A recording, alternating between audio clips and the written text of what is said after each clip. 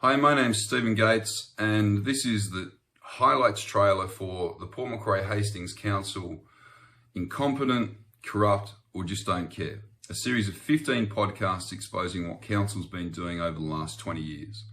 I'm the president of the Port Macquarie Hastings Community Against Ratepayer Exploitation Incorporated.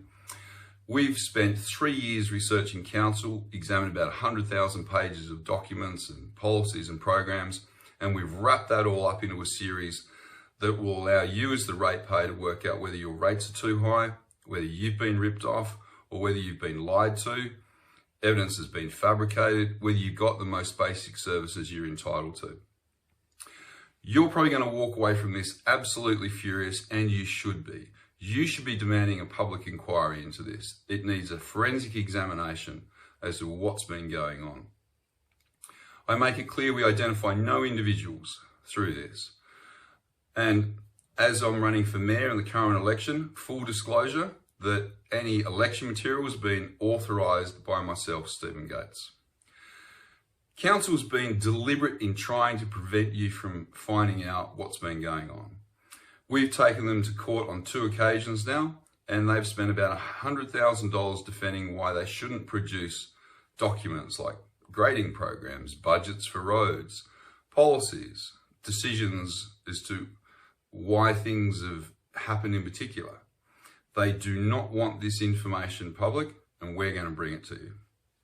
During the rounds of the last 2 months, we've met with lots of the community and meet the councillors, meet the mayor candidates in the coming election. And what's absolutely clear is you are furious. You're furious at Lake Cat-Eye not being open. You're furious about koalas and the sale of land. You're furious about dodgy developers. You're furious about why the B2B footpath hasn't been done. Furious about why sports fields haven't been done after 4 years, or why infrastructure isn't being matched in advance before development. What's absolutely clear is the next council needs to be about revolutionary change. It needs to fix the most basic things so that we, the community, can live in a better place. I think there's a real danger that this council will get put into administration, and I think there's a real danger there's going to be a class action against council, likely in the form of probably $500 million from ratepayers so furious when they find out what's been going on. In terms of a sweetener, we're just going to expose what the 15 podcasts will look at.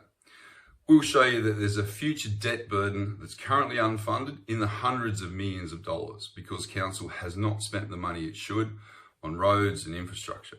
We'll show you the potential class action of $500 million, which is built on council's lies and fabrications. We'll talk about the $347 million sitting in the bank account of council and why they haven't spent it. But most importantly, we'll show that they've taken $19 million a year on average out since 2000 to put it into this cash slush fund. One of the things we're going to show you is the Rawdon Island Bridge failure, which happened after 60 years. We're going to show you was through pure and simple the negligence of council. They knew concrete bridges were failing after 39 years. That this one failed after 60 is solely on their head. We're going to show you that for all the road network that we have, council has absolutely no idea if it owns this road or owns that road. It's been grading roads for years that it doesn't own. It has absolutely no idea. Basic fundamentals. We're going to show you how the gravel resheeting of roads is creating a debt burden of about $2.96 million since 2015 every year, because they moved from gravel resheeting 1 in 10 years to 1 in 115 years. 4 generations of people. And they're going to say that this road will last that long? It's an absolute furphy. What are the councillors doing? We're going to show you that the $173 million been generated from special rate variations since 2000, and how it's generating $13.9 million in this year hasn't been used for the purpose. In fact, after 10 years, council just takes the special rate variation money, puts it into general revenue, gets used for anything it wants. No wonder your roads are so bad and your parks, because they've ripped you off. It's really simple. We're going to expose how when they set the budgets for roads, they took away up to $4 million of the underlying budgets and just put in the special rate variation amount. So you should have been getting base amount of budget and then special rate variation on top of it, and you would have been up here. That's not what happened. They completely dropped the underlying budget and just used a special rate variation. So you're now getting less than you were getting before we ever had one. It's an absolute joke. We'll also show you how they presented false and misleading information to IPART to justify the SRV, and also to you. Now, if you'd have been told, and IPART had been told how they'd spent the money, you would have never got a special rate variation. Council is guilty, and it stands guilty of losing $173 million in a class action, plus damages, plus compensation for the roads that are now worse. It's an absolute disgrace. The other thing we'll show you is one of the most fundamental things, which is a concept called level of service. Now, there are 93 service categories that you should be getting from council. We'll show you how they've deliberately not done that since 2009. They were required to consult with us to get an agreed level of service. Failed to do it consistently, an absolute disgrace on council. And if you thought roads were bad, have a think about the 40 council roads that council have now classified as four-wheel drive access tracks that lead directly to people's houses. It is unlawful for council to require an individual to own a four-wheel drive, pure and simple. It can't require you to own an electric vehicle. It's not within its power. It's exactly what it's done. Feel for those people who can't get home. We're going to show you that there's some concern about developers and dodgy dealings. You should be concerned with the things closer to home that this current council body has approved. One is they refused to maintain sealed roads and then insisted that the landholder purchase the road from council. Seriously? And then they've insisted that they put a right of way for other properties to use that road. It's a disgrace. We'll show you how they're looking after their mates, how they're selling off roads to their mates for token amounts, how they're prioritising the service and repair of those, how they're gravel resheeting people's private driveways. It's an absolute disgrace. We'll also show you the services they've been cutting, but deliberately not telling you about. We'll show you that their road resealing, which should be 10% a year, in some years is absolutely none. In other years, it's 1.79%. It's just a disgrace. We'll look at the grading program for extra graders, and we'll show you that the extra $1 million that came through from a special rate variation for 2 graders was, firstly, never needed. We never needed a 4th grader. But we'll then show you that it added only 5.5 kilometres of extra road, $1 million, and we just graded an extra 5.5 kilometres of roads. Are you serious? And then we'll look at the efficiency. They cannot manage anything. So we had a grader efficiency that was about 214 kilometres in 2000. We've now dropped down to 112 kilometres per year for a grader. So we've halved the efficiency. Even worse than that, we'll show you that the grader that's doing the least amount of grading graded 57 kilometres in 52 weeks. That's just over 1 kilometre a week. Where are these people going? We'll also show you that it's been grading roads it's never owned. Never ever. So why are we spending taxpayers' money on it?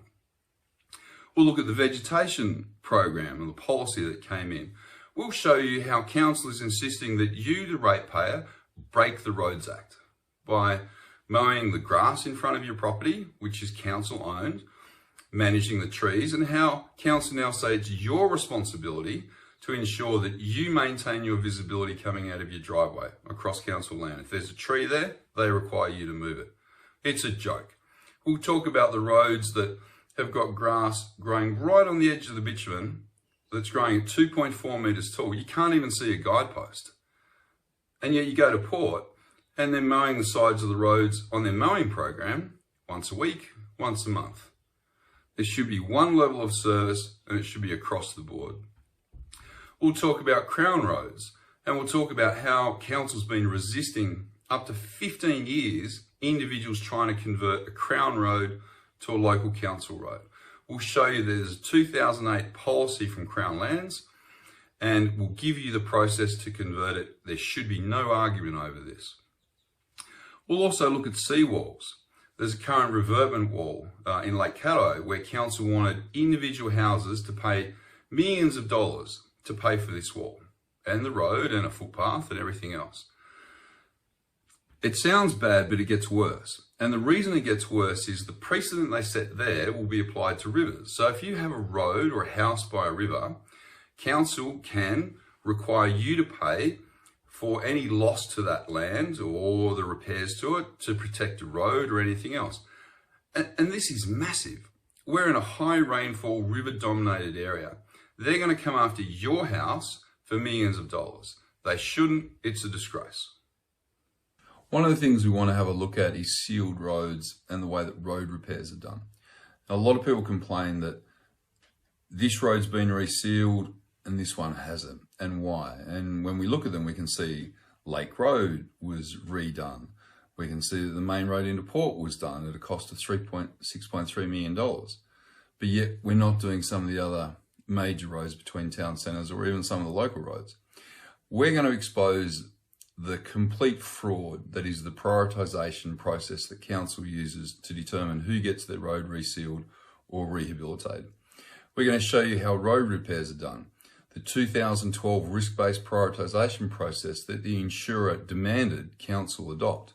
We're going to show you they did it and then they dropped it. It doesn't exist anymore. Fundamental things that council will not tell you and just shaft the ratepayers one little bit at a time. After we finish looking at that, we're going to have a look at sports fields and reserves. And we're going to show that if you're in port, you get one level of service. If you're a sports fields in any of the regional towns or coastal towns, you get a completely different and lesser level of service. We've got the case at the moment where girls are going to football training and being forced to go to the toilet in the bushes at regional sports centres in port, simply because council won't open the toilets. This is just a fundamental disgrace. It is embarrassing for the people involved, and it shouldn't be like this. Like, to open a toilet, it isn't that hard. We're then going to show that the footpaths in regional areas like Wauchope, for example, are covered in grass. They're not even maintained. But yet you go to port and they'll have all the grass off the footpath. They'll have the grass poison on the very edges. They won't have a height difference as you go down the concrete. There are so many different levels of service that there are those that council will look after and those that they just do not care about, full stop. And the key question is, who is accountable for this and why haven't they been held accountable? It's just a disgrace. And the last one we're going to look at is floods. So in 2021, we had the March floods. From that, council had a slush fund of money where it could claim pretty much, in its mind, any road repair through flood recovery. Now they're saying this is going to be between $40 and $50 million. And I tell you now, it is $40 to $50 million that council was never entitled to claim. And it is going to come back to bite us, no question. There will be a claim from the government back to council to repay that money. And how do we know this? Quite simply, because I went out and filmed and photographed the roads before the floods. And then after the floods, I spent another 3 weeks filming and photographing them again. I know exactly what repairs those roads needed, what was flood damage and what wasn't. But they're just using it as an excuse to do every single bit that it can at no cost to itself. It is fraud. If this was a private company, the directors would be in jail. You ask the question, why aren't these people in jail? During the rounds of the last 2 months, we've met with lots of the community and meet the councillors, meet the mayor candidates in the coming election. And what's absolutely clear is you are furious. You're furious at Lake Caddo not being open. You're furious about koalas and the sale of land. You're furious about dodgy developers. You're furious about why the B2B footpath hasn't been done. Furious about why sports fields haven't been done after 4 years, or why infrastructure isn't being matched in advance before development. What's absolutely clear is the next council needs to be about revolutionary change. It needs to fix the most basic things. So in this podcast series, we don't come to a conclusion whether council's incompetent, corrupt, or they just don't care. That's something we invite you to draw your own decisions upon. What we want to talk about now is just a bit of background information about council, the way it works, rates, and so forth. So there are two separate bodies. One is the paid council staff and the other is the elected council body. Now, the elected council body has no responsibility for the day-to-day operations of council. It really is like a board of a company, which is to sit in review, set policies, direction, and to approve things. The elected body relies upon the advice of the paid body before making a decision. What the Glasshouse Inquiry of 2008 highlighted is that it's an absolute responsibility of councillors to not accept what's being fed to them by the paid staff. And you'll see that part of this is probably the problem. In terms of wages, how big is council? Well, in 2000, it paid about $16.7 million in wages. It's been increasing about $1.2 million every year and is now standing at about $41.5 million. It's a 248% increase in 20 years. And you've got to ask yourself, are we getting more service out of that? What are these people actually doing? If we look at rates, your rates have increased 344% since 2000. In fact, they've tripled. So they've gone from about $29.8 million in 2000 to about $102.7 million now. It's an average increase of $3.6 million a year. If we look at user charges, they've gone up by 312%. In 2000, they're about 11.2 million. Now they're at $35 million. In terms of the special rate variation, well, that's currently, since it commenced in 2000, you've paid an additional $173 million in rates. And because it's there permanently, it never goes away, you're still getting charged in your rates. So currently you're paying about $13.9 million each year and increasing just through special rate variations. Understanding what the special rate variations are, whether you've got value for money, whether it was used for the purpose, is absolutely critical. Absolutely critical.